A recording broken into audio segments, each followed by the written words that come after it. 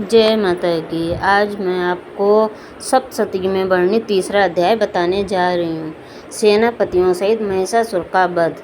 ऋषि बोले, सेनापति चिछुर अपनी सेना का संहार होते देख क्रोधित होकर जगदम्बिका से संग्राम करने के लिए गया। वह असुर समर में भगवती के ऊपर इस प्रकार बाणों की वर्षा करने लगा, मानो सुमेरु पर्वत पर मेघ जल बरसाता हो। तत्पश्चात देवी ने उसके बाणों को खेल खेल में अपने बाणों से काट दिया और उसके रथ के घोड़े तथा सारथी को भी मार गिराया। तत्काल ही उसके धनुष तथा ऊंची ध्वजा को काट दिया।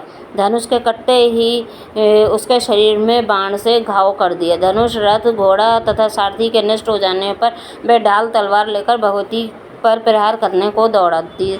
उसने तीक्ष्ण धार वाली तलवार से सिंह के मस्तक पर प्रहार करके बड़े वेग से भगवती की बाईं भुजा में भी प्रहार किया। हे राजन, वह तलवार भगवती की भुजा पर पड़ते ही टूट गई। तदंतर उसने बड़े क्रोध से लाल नेत्र करके त्रिशूल उठा लिया तथा भद्रकाली देवी की तरफ उसको फेंका। वह त्रिशूल व्योम मार्ग से गिरते हुए सूर्य के सदृश प्रकाशमान दिखाई पड़ा। इस प्रकार त्रिशूल को अपनी ओर आते देख देवी ने अपना त्रिशूल छोड़ा और महादैत्य को भी मार गिराया। जब चिछुर असुर मारा गया तो देवताओं का शत्रु चामर हाथी पर बैठकर भगवती से लड़ने के लिए उद्यत हुआ और उसने देवी के ऊपर शक्ति को फेंका, परंतु जगदम्बा ने उसे हुंकार से नाकाम करके पृथ्वी पर गिरा दिया। शक्ति के टूटते ही वह राक्षस क्रोधित हो अपना त्रिशूल मारा। भगवती ने उसको भी बाणों को काट दिया। तत्पश्चात भगवती का सिंह उछलकर हाथी के मस्तक पर बैठ गया और उस दैत्य के साथ बाहु युद्ध करने लगा। ये दोनों लड़ते लड़ते हाथी पर से नीचे धरती पर गिर पड़े और अत्यंत क्रोधित हो वे परस्पर लड़ने लगे। फिर सिंह ने बड़े वेग से आकाश की तरफ उछलकर चामर के सिर पर प्रहार कर उसका सिर धड़ से अलग कर दिया और देवी ने उद्ग्र को शिला वृक्षादि से मार दिया तथा दांत और मुक्कों की मार से कराल को मार दिया। तत्पश्चात भगवती ने क्रोधित होकर उद्यत दैत्य को गदा से मार दिया।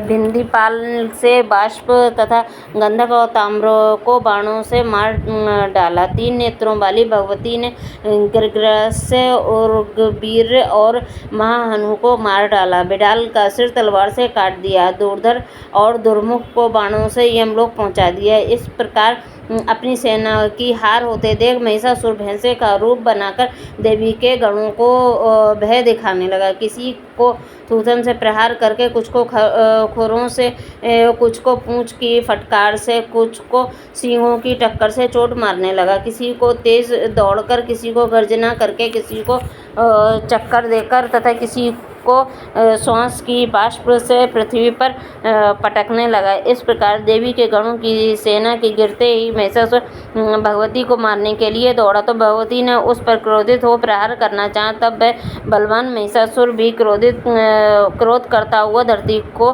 विदीर्ण करने लगा तथा ऊंचे ऊंचे पहाड़ों को सींग से उखाड़कर फेंकने लगा तथा करता हुआ गर्जना करने लगा। उसकी तेज दौड़ से धरती हिलने लगी तथा पूंछ की फटकार से सागर का जल चारों तरफ उछलने लगा।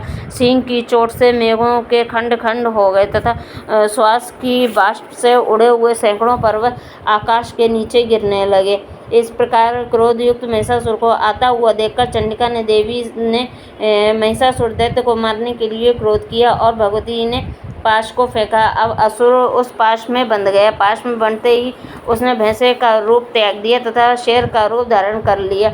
जैसे भगवती उसका सिर काटना चाहती थी कि वैसे ही वह असुर तलवार लिए मनुष्य रूप में आ गया। तब भगवती ने बाणों की वर्षा करके ढाल तलवार सहित उसके मनुष्य रूप को काट दिया। तब वह हाथी के रूप में उत्पन्न हो गया और भगवती के सिंह को अपनी सूंड में खींच कर गर्जना करने लगा।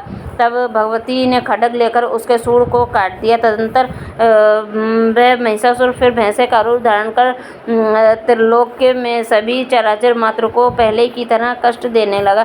तब तो चंडिका देवी क्रोधित हो सुरापान करने लगी और लाल नेत्र करके हंसने लगी। बल, वीर, के अहंकार के कारण वह महिषासुर भयंकर गर्जना करता हुआ अपने सींगों में चंडिका देवी की ओर पहाड़ों को फेंकने लगा। फिर भगवती ने अपने बाणों से उन पर्वतों को चूर्ण चूर्ण कर दिया। करती हुई लड़खड़ाते वचनों से बोली। देवी ने कहा, ओ मूढ़, मैं जब तक सुरापान करती हूँ तब तक तू ही क्षण मात्र के लिए गर्ज ले। मैं तुझे अभी यहीं पर मारूंगी, तब यहाँ देवता गर्जना करेंगे।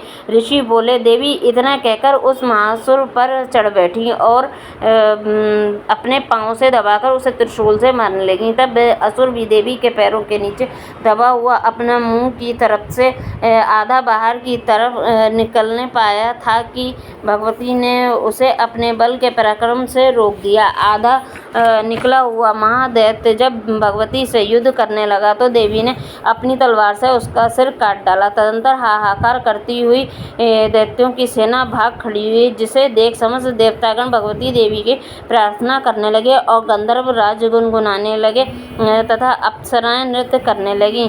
इति मार्कंडेय पुराण। देवी के मातृ से महिषासुर वध नामक तृतीय अध्याय समाप्त होता है।